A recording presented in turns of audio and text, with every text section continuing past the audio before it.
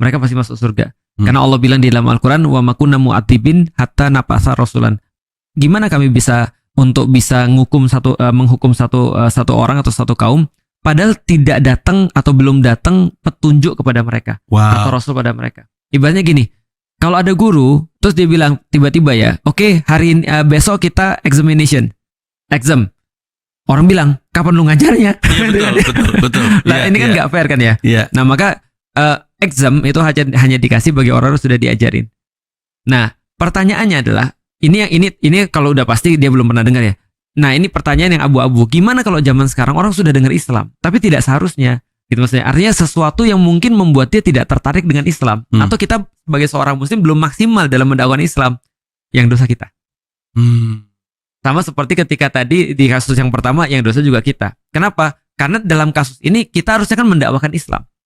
Tapi apapun yang kita dakwakan ini ternyata belum masuk secara sempurna kepada dia. Karena kita belum maksimal ya. Berarti dosanya kita. Kenapa kita tidak mendakwakan Islam secara maksimal? Contoh misalnya ya.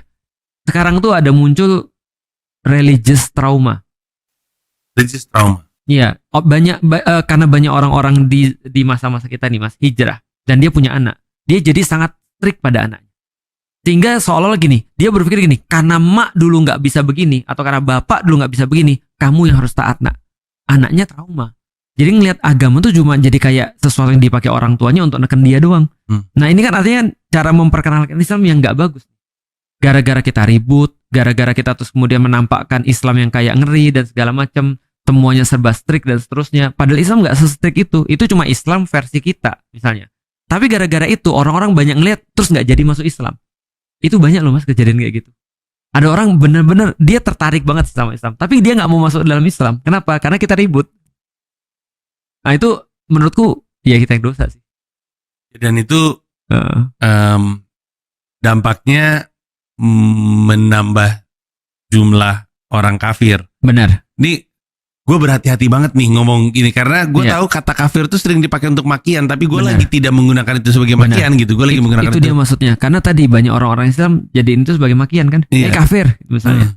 Dasar kafir misalnya dan segala macam dipakai di TV dan segala macam. Menurutku itu sudah verbal abusive sih. Iya. Sebenarnya kan penggunaan kalau saya jadinya Ustadz menggunakan kata kafir adalah saat ini ya emang lu lagi kafir sih. Saat ini sih lu kafir gitu. Lebih enak ngomong kayak gitu karena itu kan sebuah kondisi pada dia gitu kan. Kayak apa ya? Kayak ngomong ngantuk tapi ntar ada yang marah lagi. Kayak lu Mas sekarang lagi ngantuk aja gitu. Betul kan besok. Ngantuk. Nah, bisa aja setelah tidur kan enggak. Makanya orang ngantuk jangan suruh kerja. Iya.